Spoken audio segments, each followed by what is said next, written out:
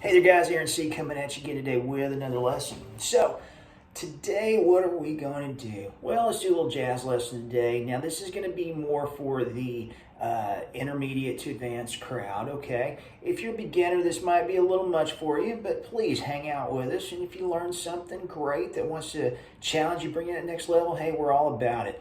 All right guys, so here we go. So, let's think about this for a second. There are a couple things, if you're going to do any jazz, we definitely, nothing beneath 7th major 7th minor 7th. Yes, of course, we can throw the 9th, 11th, 13th family in and all that stuff later on. But we have to have our major 7, our minor 7, 7. Now what I did was just a simple, we call 1, 4, 2 minor 5. So we have the 1 on the G major 7, the 4 for the C major 7, the 2 minor 7, which is the A minor 7, and the D7. You want to throw that little augmented in there. That would be your choice to do. That's a great, what we call a turnaround chord. Okay?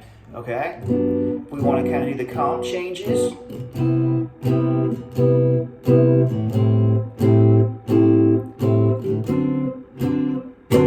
Okay? And if you want to kind of change that up, because you want more of the jazz seasoning. Now, we want to do some other things.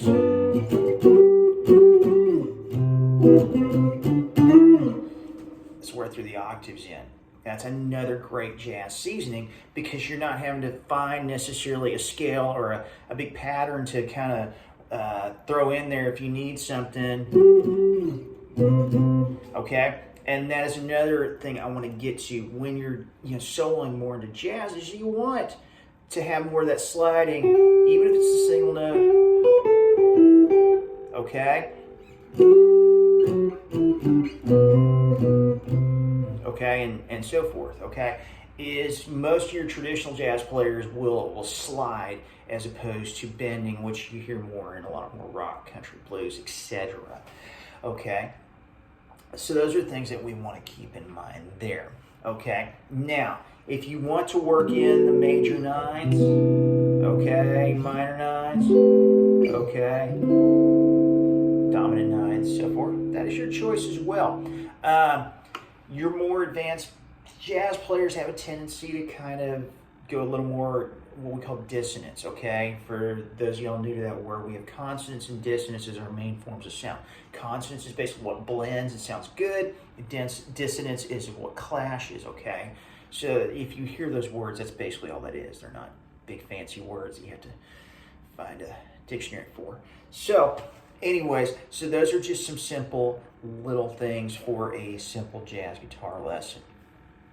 I really appreciate you stopping by and hanging out with me today. If you have any questions, leave them in the comments below. Or if you have any questions about lessons, let me know, and we can see what we can do to make that happen.